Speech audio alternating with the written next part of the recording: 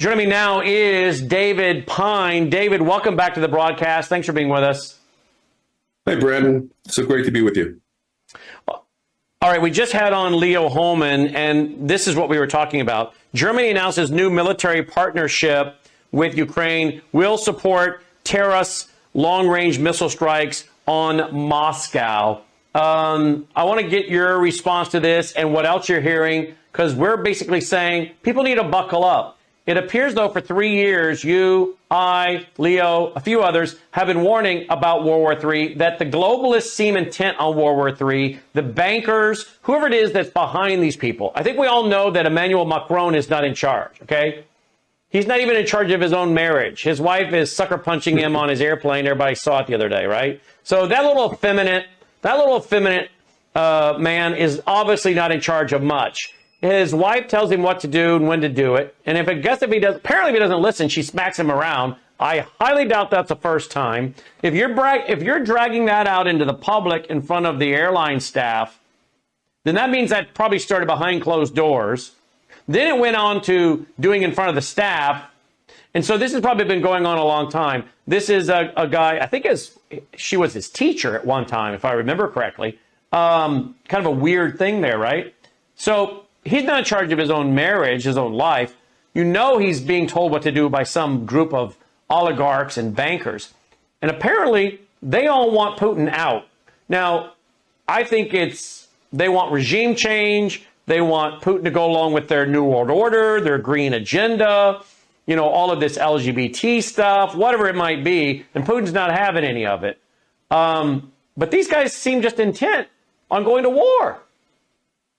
Yeah, they're absolutely delusional. And now Germany's leader has joined the club of, warmongers that are complete, deep state globalists intent on starting World War III with Russia that Russia doesn't even want. Russia's never won. In fact, Putin, of course, famously offered to join NATO in 2000 and 2002 with both Presidents Clinton and George W. Bush. But Merz made an astounding statement. I think it was just yesterday, the day before, Friedrich Merz, when he stated that, from now on, the U.S., France, Britain, and Germany were all agreed that all of our long-range missiles could be used for deep strikes into Russian territory with no limits, implying that Moscow was now authorized to be struck by Western weapons. And as the Russians have stated, it's very likely that Western operators are, helping Ukraine launch those missiles. So, maybe they're not pressing the big red button, but they're right there, telling them which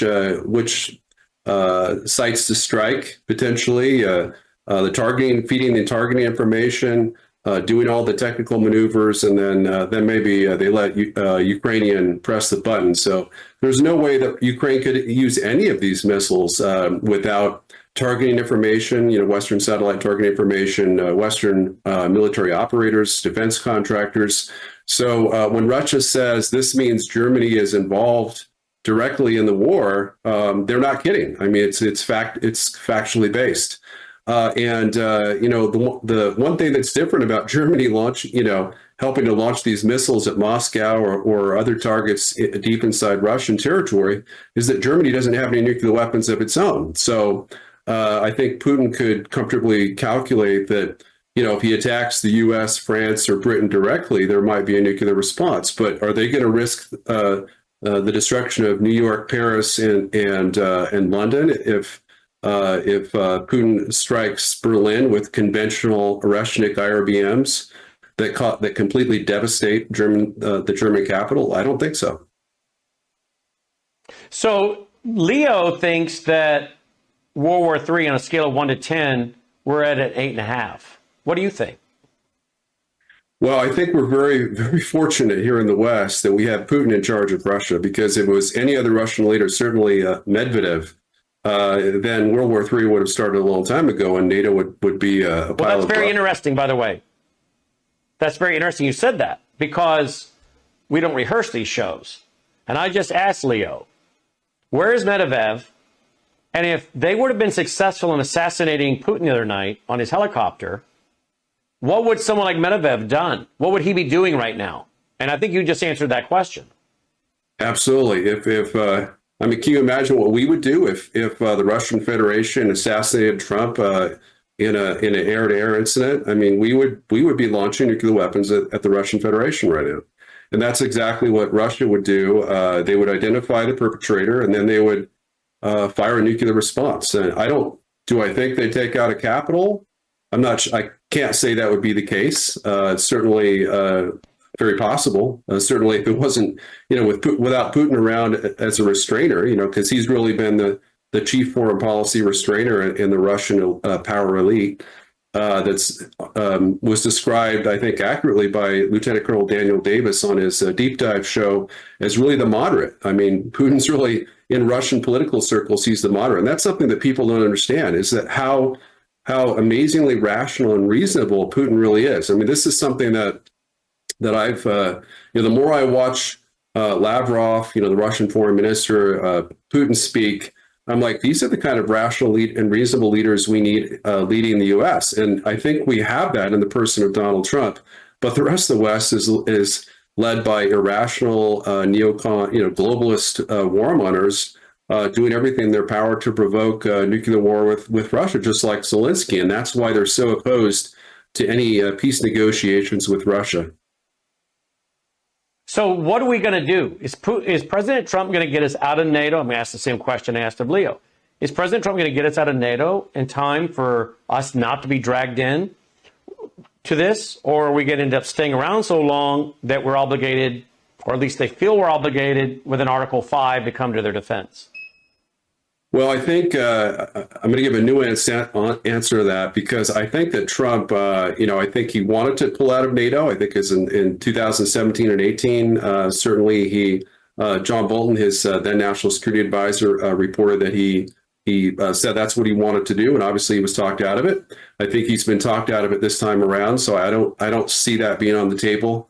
What I was hoping to see, and what I saw indications earlier in his presidency, is that he seemed to be planning to withdraw most, if not all, of U.S. ground troops from NATO, which would be over a 50% reduction. I think it'd be right around half. So right now we have 100,000 troops in Europe.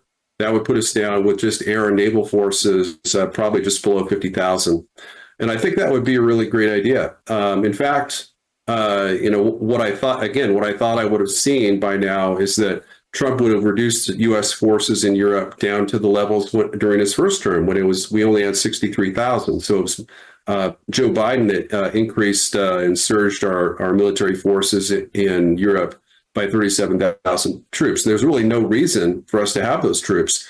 In fact, we'd be a lot better off if we were defending our own hemisphere, from enemy attack, because as we've discussed, there's a lot of big threats, in terms of obviously Chinese control of the Panama Canal, communist Cuba, communist Nicaragua. There's Chinese military / spy bases in Cuba, and they're expanding their leverage and influence, both militarily and especially economically, all over the hemisphere, North and South America.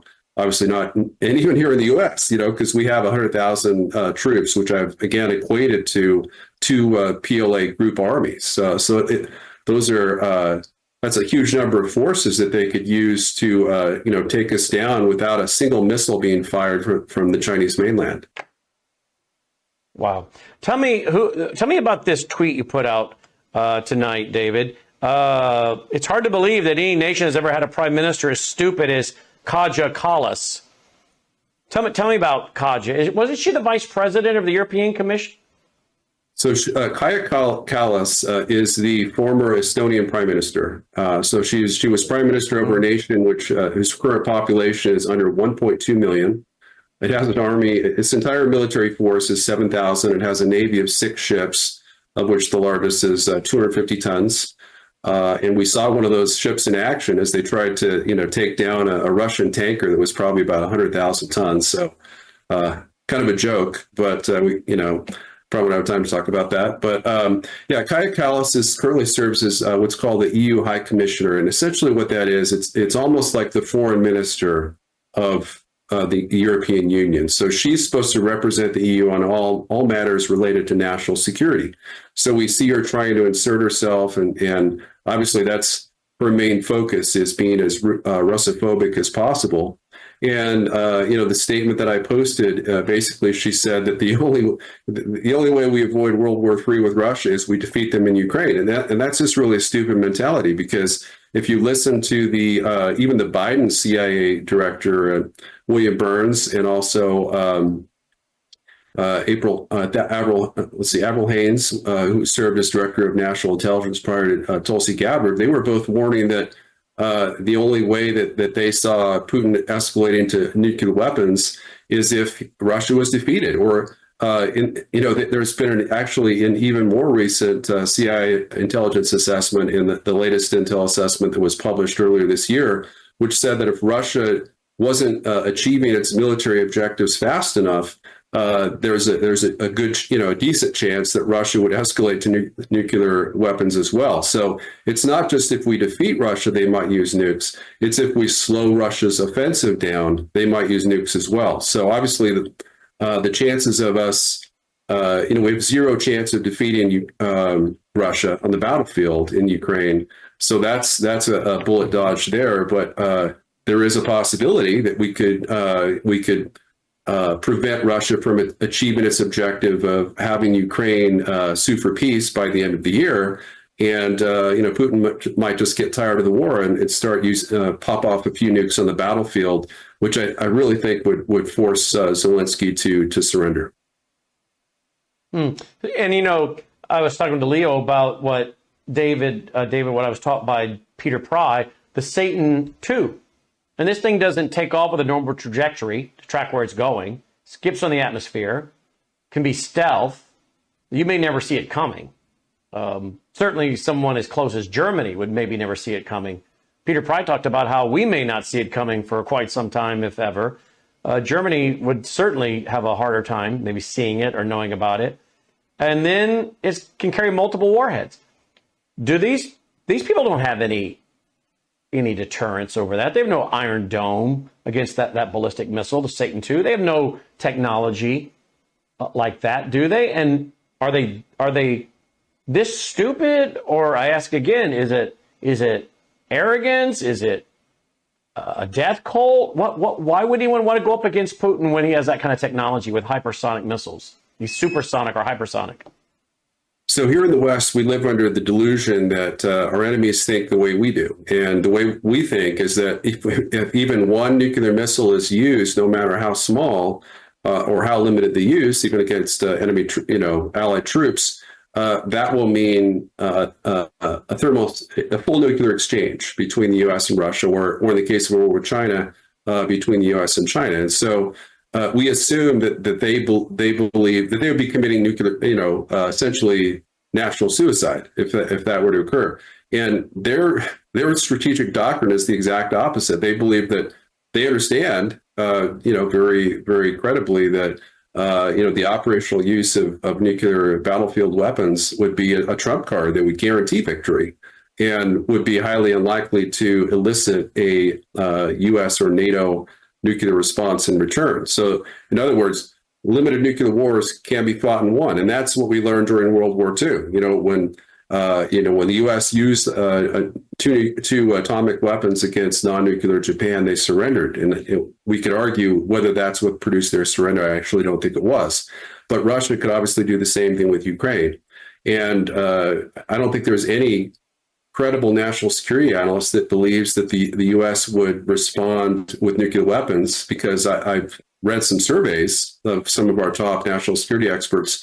None of them believe that we would. And I think only one out of around 10 thought we would even respond with a direct military response. In fact, the most likely response for either President Joe Biden before or President Trump would be that we would try to immediately de-escalate. Now, obviously, if it was an overwhelming use of nuclear forces that we couldn't ignore, and they took out Berlin,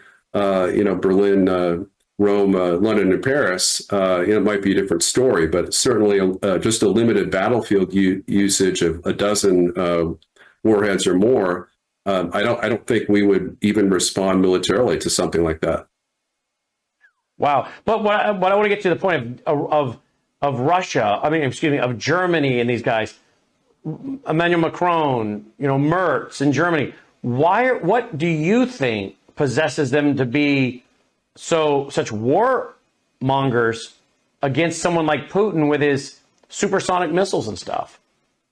It's because the U.S. has a nuclear guarantee. They live under what they believe to be the U.S. nuclear umbrella. Now, again, if you look at President Trump's statements, the likelihood and to answer to your previous question, which I don't think I fully responded to, is that if Russia were to invade the Baltics and Poland tomorrow, I don't think Trump would join the war. Or if Britain and France were to send tens of thousands of troops in western and central Ukraine to prevent Russian forces from crossing the Dnipro River, I think the chances of the U.S. intervening on our NATO partner sides would be probably around 5%.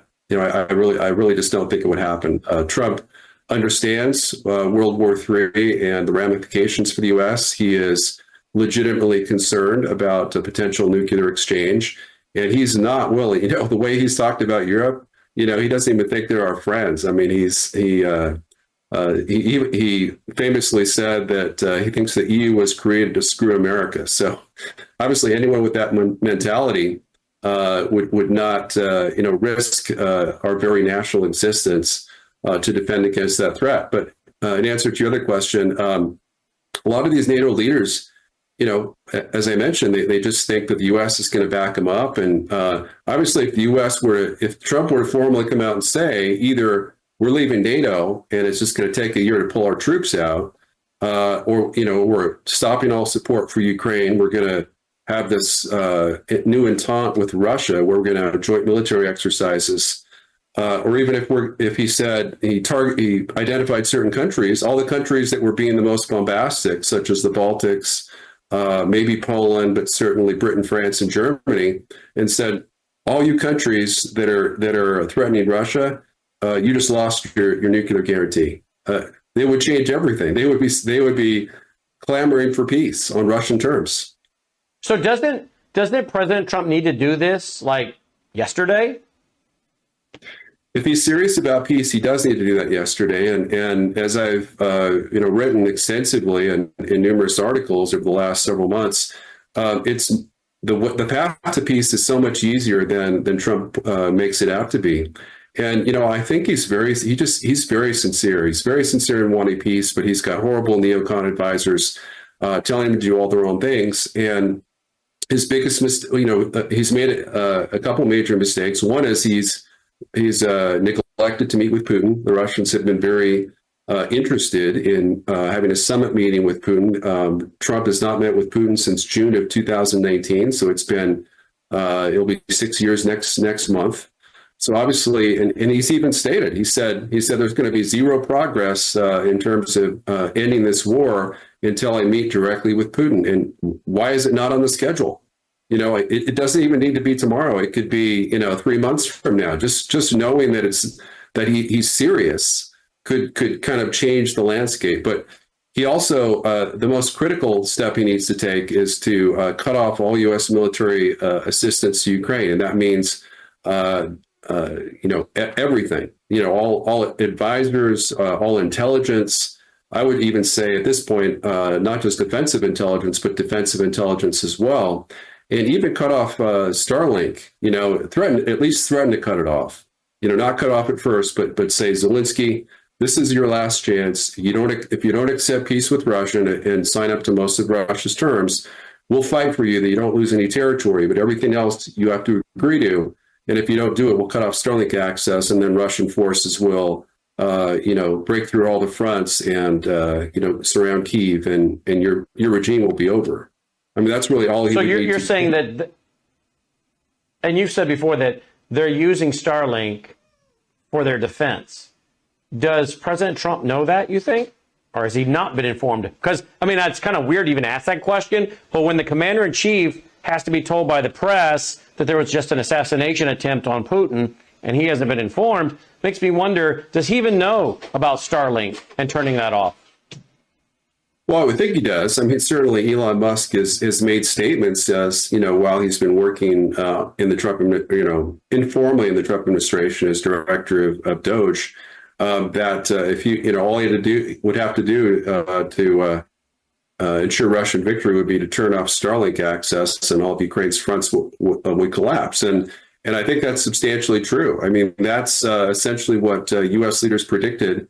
General Milley, he famously said he briefed the U.S. Congress as soon as Russia invaded Ukraine, or I think it was just before, and said that and the U.S. intelligence was estimating that Kyiv would fall in 3 days and Ukraine would surrender within 3 weeks. And the reason was because the Russians had the ability to use massive cyber attacks and also take eliminate all GPS access for Ukraine, that the Ukrainian military would be unable to coordinate above the company level. So it was Starlink that saved Ukraine from having to sign the Istanbul Treaty in April of 2022, which would have mandated a full Russian military withdrawal from all of Ukraine. It would have saved nearly 2 million lives. So the very fact that the Biden administration chose to arm Ukraine to the teeth has prolonged the killing fields, and actually ensured that Ukraine's military and territorial losses would be far more severe than otherwise would have been the case. And sadly, that's the same is true with Elon Musk's decision to give them free Starlink access over 3 years ago. Let me switch to another topic in closing. I'm going to deal with this with Patrick Wood tonight, dealt with it already with Leo, but I want to get your response because you're the chairman of the EMP Commission, right? You took over from our friend Peter Pry. What do you make of EMP Task Force? Okay, the EMP Task Force. XAIs, here's the headline of the Memphian. This is our local newspaper. XAI's second data center would use enough electricity to power 40% of Memphis. Now, I'm not accusing anybody because I don't know why, but right now we're running on a Generac generator because here in the Mid-South, our power has been going up and down and the weather is fine. I just got a text from a long-term government official in the Mid-South. And he said, power has been spotty since Elon came to Memphis. Last fall, our power was going up and down for no reason. The weather was fine. And I asked him, does this have anything to do with this data center? And he said, yeah, that's what we've been told. So again, I'm not accusing anybody because I don't have the facts to accuse anybody. I only have the question. Is this data center what's causing our power today to go up and down? And when it damages hundreds of thousands of dollars in equipment, is my insurance company going to deny the claim? And then is Elon, if that's what's doing it, is his company doing it? If they are they going to pay for it? I don't know the answer to these questions. And again, I'm not accusing anybody because I don't have the facts, but I do know there's a new equation. Why is our power going up and down all of a sudden in the last year? Since apparently the coincidence is it that Elon's come to town? And now we got this Memphian. I'm going to ask Patrick Wood about this in a minute. What are your thoughts? Because you know about our power grid and how weak it is on this EMP commission, on this EMP task force? Yeah, I don't have any specific information about that. I don't doubt that article is accurate in saying that the data center, consumes 40% of the power of Memphis or the equivalent.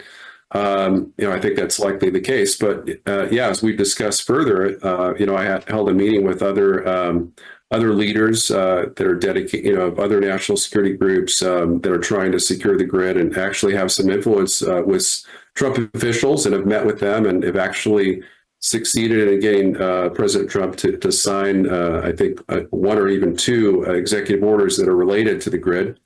But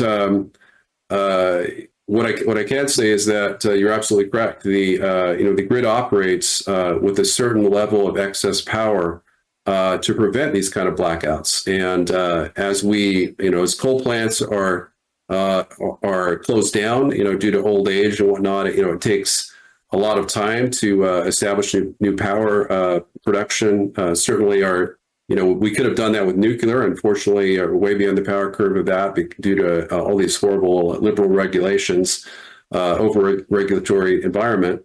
But it makes us vulnerable to to power outages and potentially a shutdown. And there was a special on 60 Minutes, I think it was just a couple of years ago, in which one of our allies in outside the task force revealed that it would only take 9 key substations going down out of at least 55,000. If one of our enemies knew which ones to take down, they could take down our grid for 3 weeks. And 3 weeks is a very important critical number, because if it's over 3 weeks, we have to do kind of a black start, and it becomes a lot more difficult to restart the grid, and restore our power. So this is so all these data centers, all the money coming from overseas, all these new data centers, this is going to be an ongoing issue, correct? If they don't do it right? I think so. Yeah. I mean, certainly Trump has made some good moves in trying to delay or even, eliminate the coal power plant shutdowns, which are probably the biggest near-term issue we have for the resiliency of the grid. But we saw in Spain when there was a massive power outage that affected most of France as well. I mean, if you look on a map, it was Spain, Portugal, France, and the Low Countries. So it was like 6 different countries had their power mostly or completely shut down for a limited period of time. In the case of Spain, I think it was at least over 24 hours. And according to Spain, it was due to 2 solar power plant failures.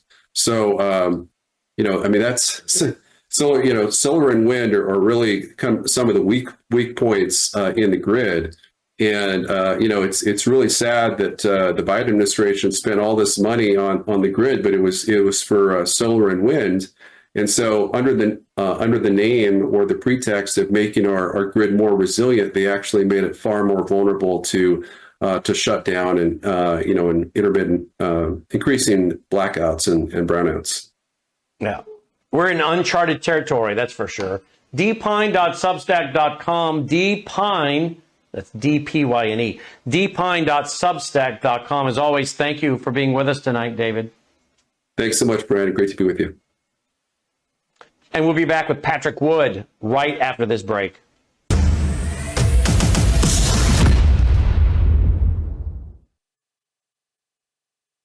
But with Brandon, it's always cutting edge stuff happening in the world, and it's not just from the political angle, because you can get that on other platforms, but it's always from the biblical angle. So you're dealing with a guy that loves Jesus, you're dealing with a guy that's very intelligent, you're dealing with a guy that is cutting edge conservatism, and you're dealing with a guy that wants to be biblical all at the same time. And so for that reason alone, I hope many, many people will not just lift up his ministry in prayer, but will also financially get behind it, because from the angle I'm trying to describe, he really is the only game in town. And we desperately need it in these last days. Can I get an amen to that?